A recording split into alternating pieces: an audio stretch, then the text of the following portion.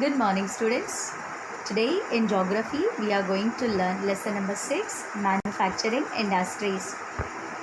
In this video, we are going to learn about importance of manufacturing, agriculture and industry, contribution of industry to national economy, industrial location, industry market linkage, as well as industrialization and urbanization. Before I begin, I want you all to take out your books and pens so that you can jot down some important points. Let's begin. Students, do you know what is manufacturing? Yes, you are right.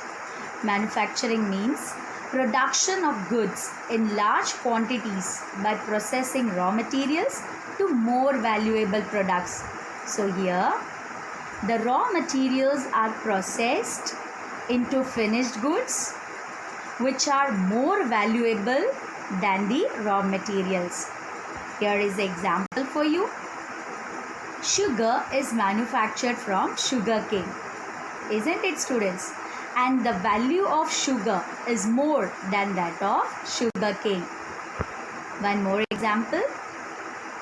Paper is manufactured from wood, and the value of paper is more than that of the wood. So I hope you have understood the concept of manufacturing. Secondary activities. Students, you all have learnt about primary activities, secondary activities and tertiary activities in economics, right? Manufacturing comes under secondary sector. Manufacturing industries are known as secondary activities. People employed in the secondary activities manufacture the primary materials into finished goods. So the people, those who are employed in secondary activities, okay, they manufacture the primary materials into finished goods. Example, the workers employed in steel factories, car and textile industry fall into this category. I hope you have understood this. Now let us talk about the importance of manufacturing. Manufacturing sector is the backbone of economic development because it helps in modernizing agriculture, and you all know that agriculture is the backbone of our economy, isn't it? And manufacturing helps in modernizing agriculture, which forms the backbone of our economy. Manufacturing reduces the heavy dependence of people on agricultural income by providing them jobs in secondary and tertiary sectors. Students, you all know that almost 70% of the India's population depends on the agricultural sector for employment, isn't it? And manufacturing reduces the heavy dependence of people on agricultural income by providing them jobs in secondary and tertiary sectors. Industrial development helps in removal of unemployment and poverty as it creates jobs and more income. So industrial development helps in removal of unemployment and poverty. Why? Because it creates jobs and more income.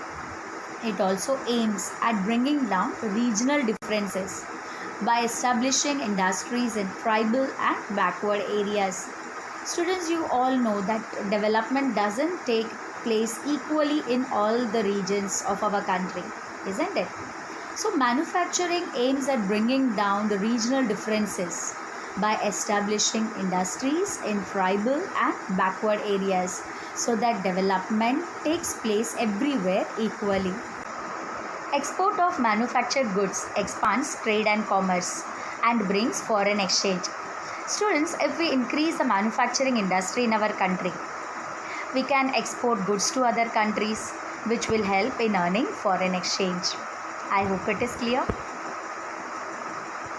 Countries that transform their raw material into a wide variety of value finished goods of higher value are prosperous. So which countries are prosperous? Yes, the countries that transform their raw material into a wide variety of value finished goods of higher value are prosperous. Thus, India's prosperity lies in increasing and diversifying its manufacturing industries. I hope it is clear. Now let us talk about agriculture and industry. Agriculture and industry are not exclusive of each other. They move hand in hand. Agriculture and industry depend upon each other. Now let us try to understand how do they depend upon each other. On one hand, many industries like sugar, textile, etc. depend on agricultural products. For example, cotton is the raw material in cotton textile mills, isn't it? And sugarcane is raw material in sugar industry. On the other hand, many industrial products like fertilizers, irrigation pumps, PVC pipes, tractors, machines and tools help in increasing agricultural productivity. So, with these examples, we can conclude that agriculture and industry depend on each other. I hope it is clear. Now, let us talk about the contribution of industry to national economy. During the last 2 decades, the share of the manufacturing sector has stagnated at 17% of gross domestic product. Stagnated means no significant growth. So during the last 2 decades, if you see, the contribution of manufacturing sector to the GDP has stagnated at 17%, which is very low. It is much lower than some East Asian economies where it is 25 to 35%. The desired growth rate is expected to be 12% in the next decade, which has been 7% in the last decade. Now let us try to find out how can we achieve this target. With appropriate policy interventions by the government and renewed efforts by the industry to improve productivity, economists predict that manufacturing can achieve its target over the next decade. India's government has taken several steps to boost up the manufacturing sector. One such initiative is Make in India initiative, wherein steps has been taken by the recent BJP government to boost the manufacturing sector. Government also provides loans to the small scale medium enterprises. To develop the sector of manufacturing industries, government has set up the National Manufacturing Competitiveness Council. Now, what is the objective of this? Let us find out. The objective is to bring appropriate policy to improve productivity to achieve desired growth rate. So, I hope it is clear. Now, let us talk about industrial location. These are influenced by availability of raw material, labor, capital, market, water, communication, transport, land and power. Now students, these all factors are very much essential for the location of industries. Now it is well and good if all the factors are available at one place, but it is rarely possible to find all these factors available at one place. So we need to arrange all these factors at one place at lower cost. So I hope it is clear. Now let us talk about industrialization and urbanization. Industrialization and urbanization depend on each other. Industries are located around the cities where there are market for industrial goods as well as services like banking, insurance, transport, labor, consultants and financial advice, etc. are available. This is the reason you find many industries in cities. I hope it is clear. Agglomeration economies. Students, do you know what is agglomeration? Everyone coming together to make a certain thing happen is called agglomeration. Now, what is this agglomeration economies? Let us try to understand. Many industries tend to come together to make use of the advantages offered by the urban centers known as agglomeration economies. Now, I will explain this in an easy way. If the urban society and the industry come together, then both of them will benefit out of each other, isn't it? And this joint venture sort of thing is called as agglomeration economies. I hope it is clear. During pre-independence period, manufacturing units were located near the seaports for overseas trade such as Mumbai, Kolkata, Chennai, etc. Why was it so, students? Because seaways was the perfect way for trading to other places. Consequently, there emerged certain pockets of industrially developed urban centers. And you all know that after an industrial activity starts, urbanization follows. So I hope it is clear. Now let us talk about industry-market linkage. Let us try to understand this concept with the help of this flow chart. To set up an industry, we will need all these inputs: raw material, land, labor, capital, entrepreneur, infrastructure. Now all these needs to be transported to the factory. Okay, in the factory, the raw materials are processed into finished goods.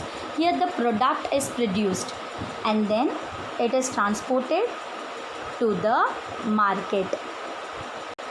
Okay, here the people buy the product by paying money, and the industry again restarts the production of that product with the help of the money.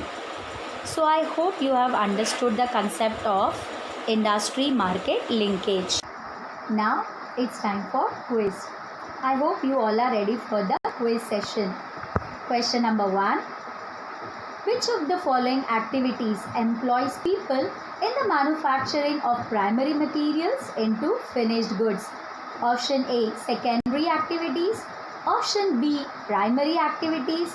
Option C, tertiary activities. Option D, none of these. Yes, which is the correct answer? Yes, it's option A, secondary activities. Secondary activities employs people in the manufacturing of primary materials into finished goods.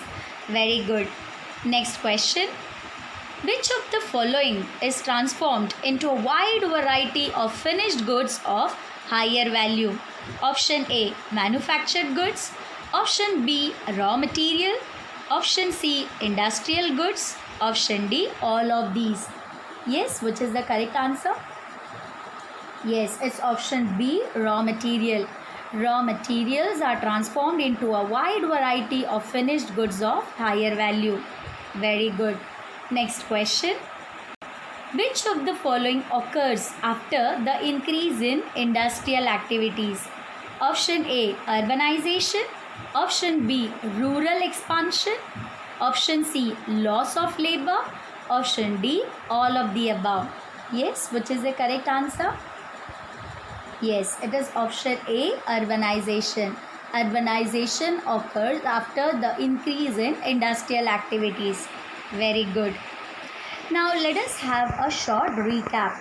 Today in this video we have learnt about the importance of manufacturing, agriculture and industries, contribution of industry to national economy, industrial location, industry market linkage, industrialization and urbanization. The remaining topics we will cover in our next video. Don't forget to read the textbook. Meet you in the next video. Till then, bye and take care.